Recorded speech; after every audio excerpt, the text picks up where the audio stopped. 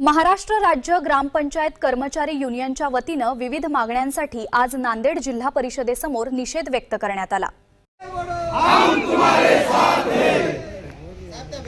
आमच्या मागण्या हक्काच्या नाही कुणाच्या बापाच्या, आमच्या मागण्या हक्काच्या नाही कुणाच्या बापाच्या, हक्काचं दिलंच पाहिजे मला। ग्रामपंचायत कर्मचारी युनियनचा 16 तारखेला पत्रक काढलं त्याचा निषेध झालाच पाहिजे। 16 तारखेला जे पत्रक काढले त्याचा निषेध झालाच पाहिजे। भविष्य निर्वाहाचे पैसे मिळालेच पाहिजे, राहणीमान भत्ता मिळालेच पाहिजे। महाराष्ट्र राज्य ग्रामपंचायत कर्मचारी युनियनचा महाराष्ट्र राज्य ग्रामपंचायत कर्मचारी एक मिनिट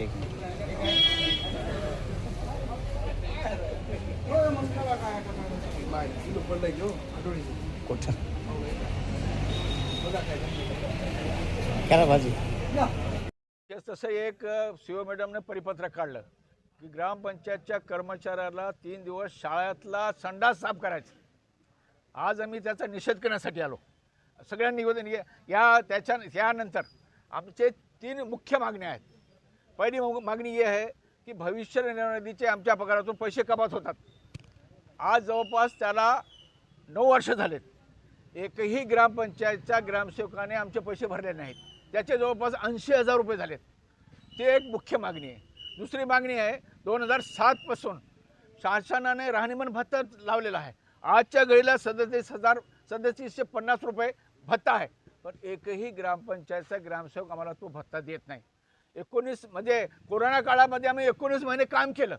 शासनाद्वारे 1,000 रुपये प्रति महिना देण्यात यावं असं ठरण्यात आलं होतं, पण एकही ग्रामपंचायतनं आम्हाला ते 19 महिन्याचं भत्ता दिलं नाही। आणि हे मुख्य आमच्या मागण्या आहेत। त्याच्यातला मुख्य पॉईंट म्हणजे आज या मॅडमने 16 तारखेला एक परिपत्रक काढलं। तो परिपत्रक म्हणजे ग्रामपंचायतच्या कर्मचाऱ्याने 3 दिवस शाळेवर जाऊन तिथला संडास साफ करावा। त्याचा निषेध म्हणून हे जितके लोक जमा झालेले आहेत या ठिकाणी त्यासाठी आम्ही आलेलो साहेब। यासाठी म्हणजे आम्ही रात्रंदिवस काम करतो हे सगळ्यालाच माहीत आहे। गावामध्ये इतकं काम आहे, पाणी पुरवठा कर्मचाऱ्याला इतकं काम आहे की ते 24 तास काम करतो। अहो आजच्याच घडीला भोकर या ठिकाणी एका ग्रामपंचायतच्या पाणी पुरवठा कर्मचाऱ्याला सरप दसलं, त्याला कोणत्याही प्रकारची मदत भेटलेली नाही। याकरता आम्हाला शासनाकडून ही मदत भेटायला पाहिजे।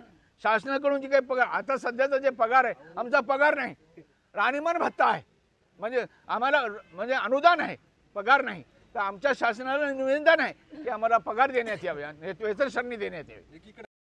भ्रष्टाचार हे सगळं ग्रामपंचायतमध्ये सर्व मालक म्हणजे तो ग्रामसेवक राहतो आणि त्याच्या याला सरपंच राहतो। हा भ्रष्टाचार करतो ते खातो, पण आम्हाला कोणत्याच प्रकारचे त्याच्यामध्ये ऐन वेळेवर कोणत्याच प्रकारची आम्हाला मदत दिली जात नाही। 1 रुपया देत नाही हो साहेब। आता या अनुदान जे आले शासनाचा, जिल्हा परिषदेतून शासनाचा अनुदान येतो, तिथून आम्ही ज्या दिवशी अनुदान आला, आज मार्चचा अनुदान आलेला आहे, आज जवळ 1 महिना झाला। इथून पाठवण्याकरता आम्हाला 15 दिवस या जिल्हा परिषदला चक्रार मारायला लागतात। इथून गेल्यानंतर पंचायत समितीला गेल्यानंतर तिथल्या तालुक्याचा सगळं काम सोडून, तालुक्याचा अध्यक्षांचं सगळं काम सोडून त्याच ठिकाणी बसायला लागते, तेव्हा तिथला पगार होतो। दिवाळीचा आणि दसऱ्याचा कुठं प्रश्न उद्भवत होतो। इतकी दैना आहे साहेब आमची। ग्रामपंचायतच्या कर्मचारी म्हणजे जन्मनाला हल्या पाणी वाहून वाहून मेला। आम्ही सर्व काम करतो, आमचा काम आम्ही रात्रंदिवस काम करतो आणि त्याचा बेनिफिट ग्रामसेवक घेतो। एखादी यात्रा असली सकाळपासून संध्याकाळपर्यंत यात्रेमध्ये आमचा ग्रामपंचायतचा काम करतो, कर्मचारी काम करतो, हार घ्यायला ग्रामसेवक। मुख्य एक मागणी आहे तो म्हणजे भविष्य निर्वाहाचे आमचे पैसे राहिलेले आहेत आणि राहणीमान भत्ता जे 4,60,567 रुपये झालेले आहेत एका कर्मचाऱ्याचे। हे मुख्य मागण्या आमच्या आहेत। आता या ठिकाणी कमी कमी 500 लोक आलेत, 400-500 लोक या ठिकाणी आलेले आहेत। आम्ही त्याचे रजिस्ट्री आम्ही तुम्हाला दाखवू शकतो, निवेदन देण्यासाठी आम्ही आलेलो आहोत। आपण सर्व आपल्या माध्यमातून शासनपर्यंत किंवा जिल्हा परिषदच्या सीओपर्यंत आमची मागणी पाठवली तर आणखी चांगलं होईल।